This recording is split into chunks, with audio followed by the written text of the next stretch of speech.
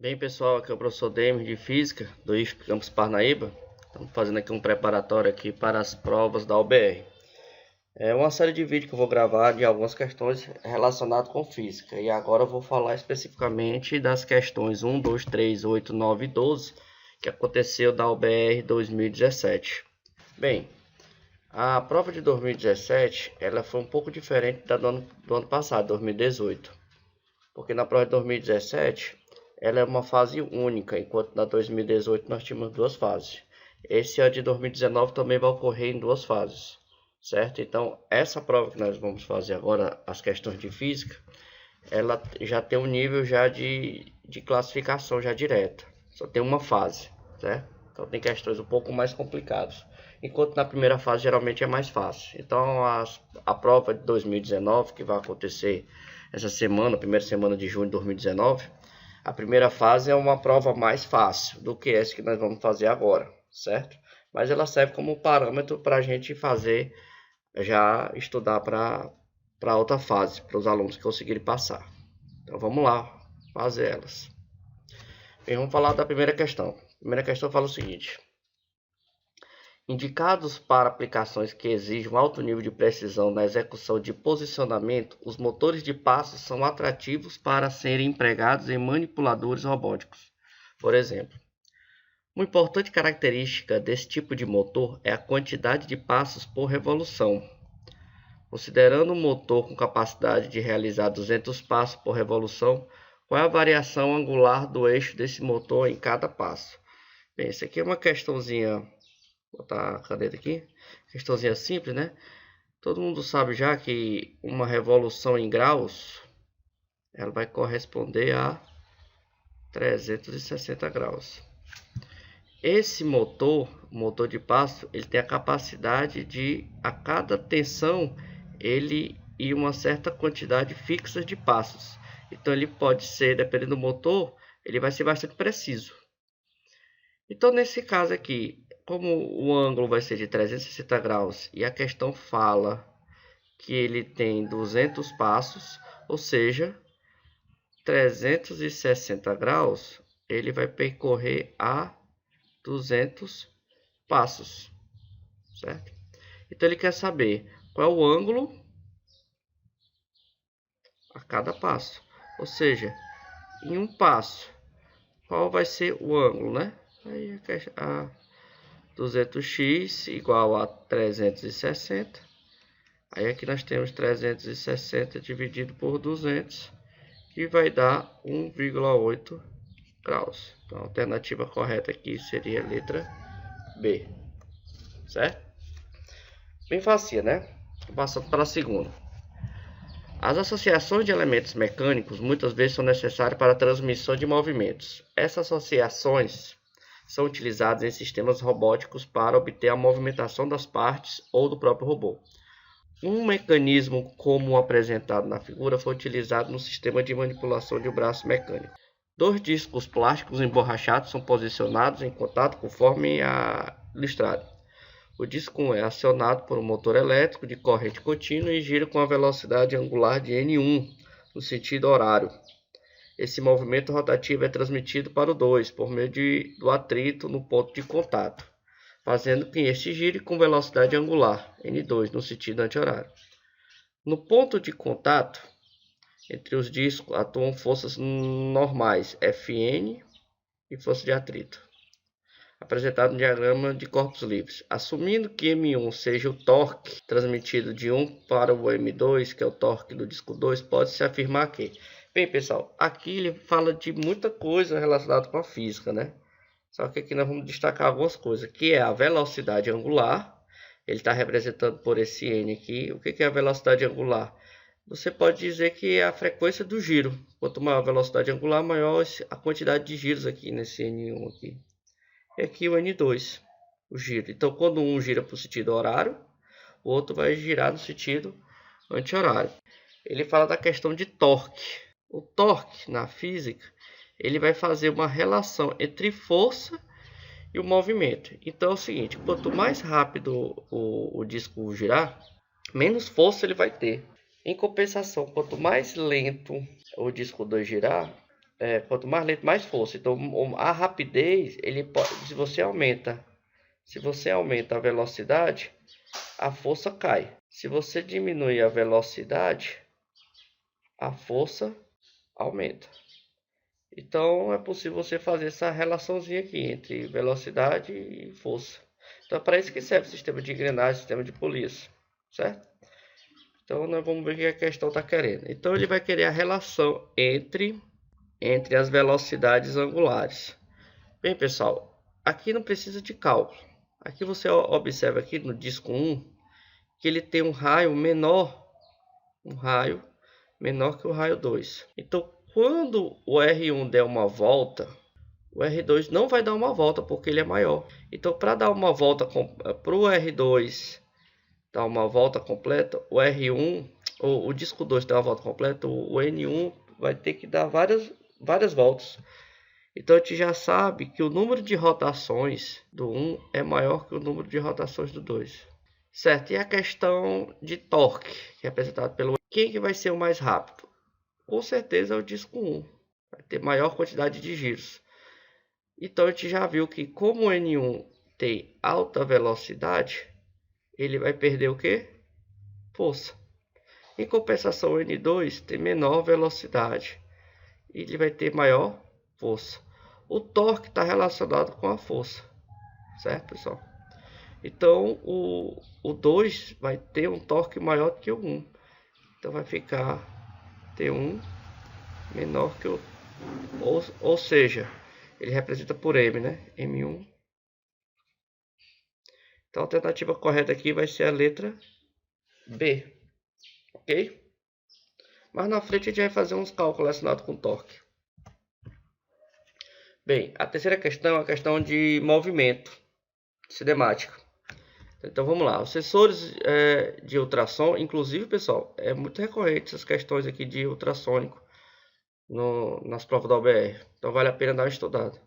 São amplamente utilizados em aplicações industriais, por exemplo, para detectar a presença ou passagem de um objeto, em estacionamento, para detectar a passagem ou presença de um veículo, e aplicações que fazem uso de ultrassom. Um exemplo prático aqui é aquele sensor de estacionamento de carro, né? É um ultrassom. Seu princípio de operação é o mesmo do sonar, usado pelo morcego para detectar objetos e presas em seu voo cego. Seu funcionamento baseia-se na emissão de um sinal sonoro e a medição de tempo que o sinal leva para sair do sensor, refletir. Então ele sai do sensor, reflete ao atingir o obstáculo e volta para o sensor.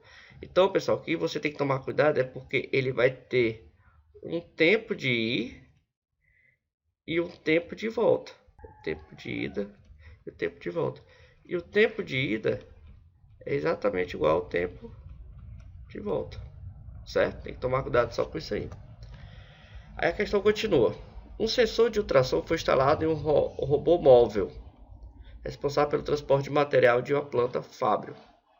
Para um robô pare ao detectar um objeto em seu trajeto, considerando a velocidade do som. Então, ele está considerando a velocidade do som no ar, 340 metros por segundo. O tempo gasto de leitura pelo sensor de um obstáculo que está a 1,70 metros de distância dele vai ser de... Bem, pessoal, então vamos lá. Ele te dá alguns dados da questão, né? Então, bora lá.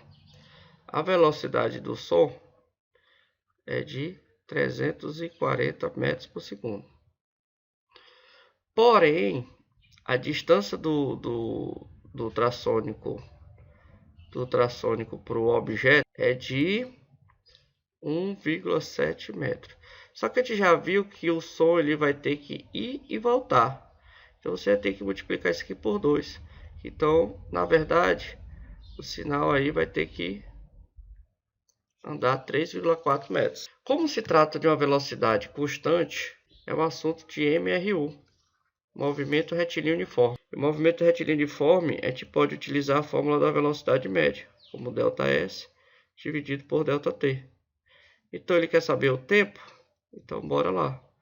O espaço é de 3,4. E a velocidade, né, que a velocidade vai passar para cá, e o tempo vai passar para cá, Voltando, né? Então, a velocidade aqui vai ser de 340 metros por segundo. Aqui está em metros. Então, vamos botar para cá. Nosso ΔT transformar em notação científica. Vamos treinar? Não, vamos treinar a notação científica, é sempre bom. 3,4 vezes 10 elevado a 0. E aqui vai ficar 3,4 vezes 10. Como eu tirei duas casas, aqui vai ficar mais 2.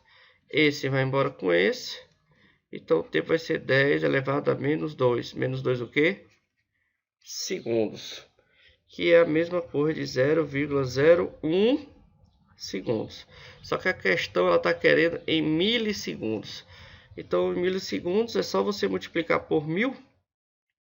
Multiplicando isso aqui por 1000 vai dar 10 milissegundos. A resposta correta aqui vai ser a letra C. Bem, bora passar para a questão 8. Tomar cuidado com ela que ela tem dois tipos de movimento. Então eu falo o seguinte. Um carro autônomo tem sensores que detectam carros e obstáculos na pista a uma distância de 50 metros. Então, deixa eu pegar a caneta aqui. 50 metros.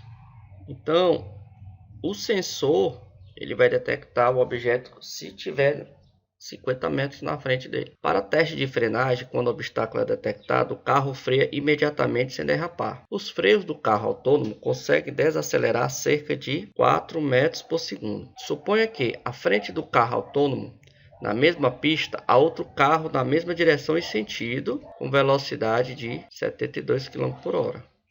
Se o carro autônomo está a 108 km por hora, a uma distância de 80 metros do outro, quanto tempo os sistemas de carro autônomo levarão para detectar o carro da frente e frear completamente? Então, olha, esse aqui é o carro, ele está a 72 km por hora. Já esse outro aqui está a 108 km por hora, é o carro autônomo. Eles estão indo com a mesma direção e a distância entre eles é de 80 metros. Só que o sensor só detecta a partir de 50 metros. Ok? Então ele quer saber o seguinte. Quanto tempo, então ele quer saber o tempo, o sistema do carro levarão para detectar o carro. Então tem um tempo para detectar o carro, porque ele está a 80 metros e o sensor só pega 50. E frear completamente, são duas coisas. Então nós temos o primeiro momento, que é detectar o carro, e o segundo momento, que é a parte de freagem. A parte do detectar o carro é movimento retilíneo uniforme. E a parte de frear o carro é movimento retilíneo uniformemente variado. São dois movimentos diferentes. Então, bora ver essa questão com calma. Então, a primeira coisa que a gente faz é transformar para as unidades, porque nós temos aqui 80 metros, 50 metros, ele está te dando a aceleração 4 metros por segundo ao quadrado, e aí a velocidade 72 km por hora e outro 108 km por hora. Então é interessante transformar logo para metro por segundo. Então, se você pegar 72 km por hora e dividir por 3,6, isso aqui vai dar 20 metros por segundo. E se você pegar 108 km por hora e dividir por 3,6, isso vai dar 30 metros por segundo. Certo? Então, esse carro aqui, que é o autônomo, está mais rápido, né? 30 metros por segundo. Porque senão, ele nunca iria alcançar. E o táxi está a 20 metros por segundo. E a distância entre eles é de 80 metros. Certo? Então, ele só vai detectar quando ele atingir esses 50 metros. Então, eu tenho que saber quanto tempo vai demorar para ele atingir os 50 metros. E para isso eu vou criar as funções horárias do carro A e B. Vamos chamar isso aqui de A e isso aqui de B. De modo que eu vou dizer que a distância entre A e B seja de 50 metros. Certo? Eu quero que a distância seja de 50 metros. Então eu tenho que pegar SA menos SB, 50 metros. Quem é o SA? É o carro A. É o carro A. Então, o carro A, a gente sabe que a função do movimento uniforme é essa aqui, né? A famosa fórmula do sorvete. Certo? MRU. Então, nós vamos pegar aqui, do A, quem é o espaço inicial? A gente tem que definir as posições. Então, se eu chamar isso aqui de 0, aqui vai se chamar 80. Então, ele está na posição, ó, posição inicial dele, 80. Mais, qual é a velocidade dele? 20t. Menos,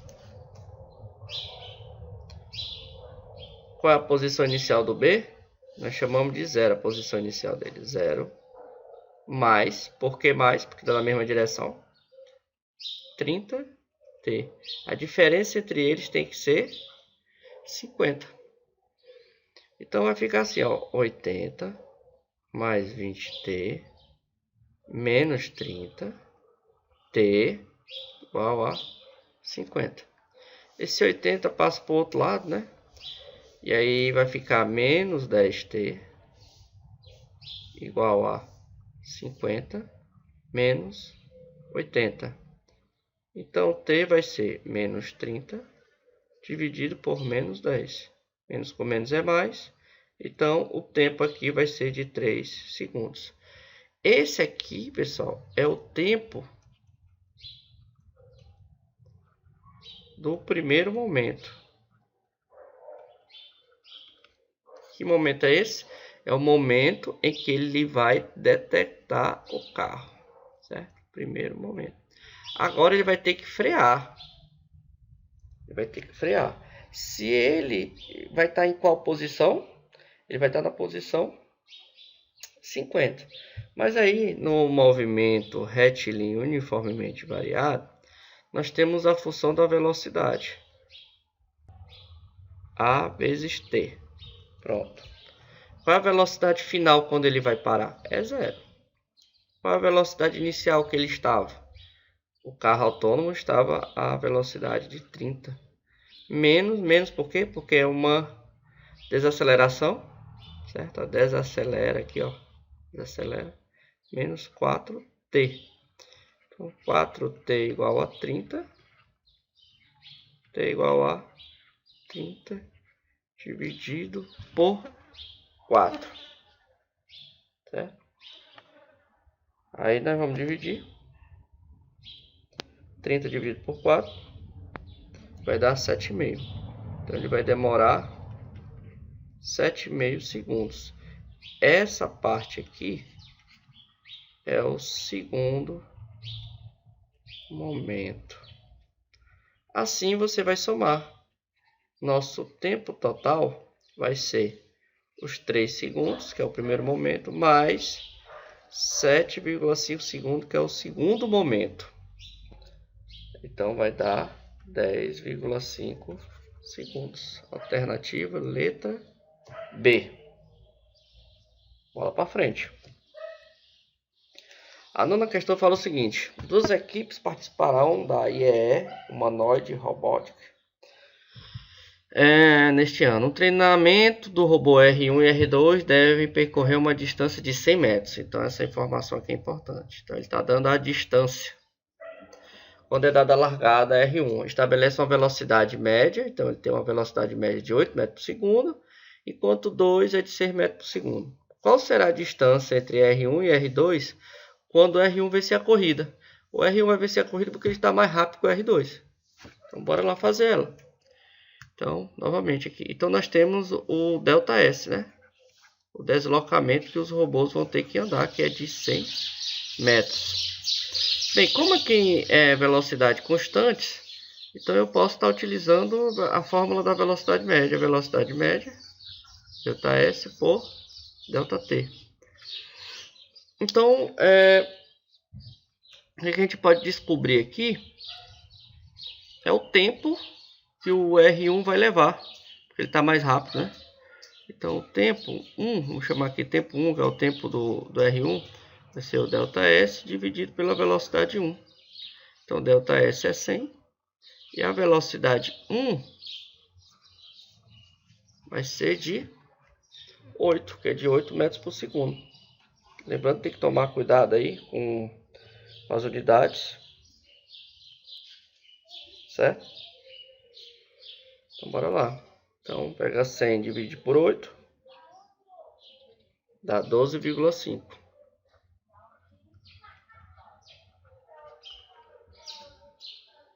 Certo? Então ele vai levar 12,5 segundos. Esse tempo aqui, a gente vai utilizar esse tempo aqui para ver quanto que o robô 2 andou. Continuando pegando aqui essa formulazinha aqui, o ΔS vai ser igual a velocidade 2 vezes o tempo. E a velocidade 2 é do robô 2, que é de 6, e o tempo é de 12,5. Certo? Então você pega agora 6 vezes 12,5. Então vai dar 75 metros. Bem, como a gente sabe que a distância foi de 100 metros, você pega os 100 metros, menos 75 metros. Esse aqui vai ser do robô 2, certo? Então vai sobrar 25 metros. Então, alternativa correta, letra C. Vamos para a questão 12. Questão 12, pessoal, ela é grande, mas não é difícil. Só precisa de um pouco de atenção, para não dar uma mancada, porque ela é grande, então é só organizar. Eu falo o seguinte: os motores elétricos convertem a energia elétrica em energia mecânica. Na robótica móvel, os motores elétricos de corrente contínua são muito utilizados. Um motor elétrico de corrente contínua de potência, então a gente dá uma potência, vai ser necessário, e ter uma rotação nominal de 6.000 RPM, rotações por minuto. Foi utilizado para movimentar o sistema de locomoção de robô móvel. O motor foi utilizado para acionar o disco 1 do conjunto de discos plásticos emborrachados e acoplados, representado na figura. O torque, força vezes metro, que é força vezes distância, que é newton vezes metro, transmitido pelo motor ao eixo do disco 1. Pode ser determinado a partir da relação de potências e rotações. Então ele te dá a função entre a potência, certo? Potência, frequência aqui angular, e a relação entre o torque e potência, está aqui. Supondo que não há perdas de potência ou escorregamento entre discos, e sabendo que o disco 1 tem raio de 10 mm e o disco 2 tem raio de 50 mm, a relação de transmissão do par de disco, então dá a relação aqui, ó. Portanto, pode-se afirmar que, né? Então, te dar as alternativas aqui. Então, bora para o cálculo dela. Aqui a gente vai ter que voltar só para me pegar os números aqui. Então, nós temos aqui 6.000 RPM. Ok. Então, as rotações do motor, tá aqui, ó, 6.000 RPM, certo? Vamos voltar aqui e ver a questão da relação. Um tem raio 10 mm e o outro 50. Então, o R1 10 mm e o R2 50 mm. Então a gente vê aqui que é 5 vezes mais. A gente não precisar fazer muita conta, a gente pode utilizar essa relação. Então a gente já tinha visto nas questões anteriores, né? Quanto maior o tamanho aqui, né, ele vai diminuir proporcionalmente aí. Então, se o 2 aqui é 5 vezes maior do que o 1, quer dizer então que as rotações deles vai ser 5 vezes menor. 5 vezes menor. Então, o motor 1 é igual do disco 1. Então, quem vai ser as rotações do 2? Fácil. Quem que vai ser mais rápido? 1 ou 2? Mais rápido vai ser o 1, que é menor. Então você tem que dividir. Então a gente pega aqui 6.000 RPM e divide por 5, ó. 5 vai dar 1.200 RPM. Aqui nós vamos ter duas possibilidades, letra A e letra C. Como é que você vai saber? Bem, duas maneiras, por eliminação. Eliminação como? Ele está dizendo que o torque dos dois vão ser iguais. E a gente sabe que o 2 vai ter um torque maior. Então, com certeza é a letra C. Ou então, direto através da conta. Então, bora dar uma olhadinha aqui na relação. 2πn 60, né? Então, ele está dizendo que a potência é 2πn 60 vezes T, o torque. Então, a potência dos dois vão ser iguais. A potência vai ser conservada e vai mudar o torque. Então, a potência, ele diz na questão que é 10 watts. Então, a gente bota 10 igual 2π. Vamos falar do motor 1, do disco 1, né? Disco 1. Então, o disco 1 ele vai ter 6.000 dividido por 60. Então, a gente dá para simplificar aqui. Aqui fica 5. Aqui fica 100. Então, vai ficar aqui, ó. 5 igual a 100π vezes T1. Então, T1 é igual a 5 dividido por 100π. Simplificando, dividir tudo por 5, vai dar 1 sobre 20π, que é 1, ó. 1 sobre 20π. Então, letra C. Se quiser fazer aqui, no disco 2, eu não vou fazer, mas eu só vou dizer que você pega a potência, aqui 1.200, que a gente já calculou, dividido por 60, T2. Aí você faz o cálculo e vai chegar nessa conclusão aqui, ok? Então, pessoal, é só isso. Eu vou estar respondendo as questões da UBR 2018 esses dias, para vocês estudarem. E, no mais, boa sorte e bons estudos.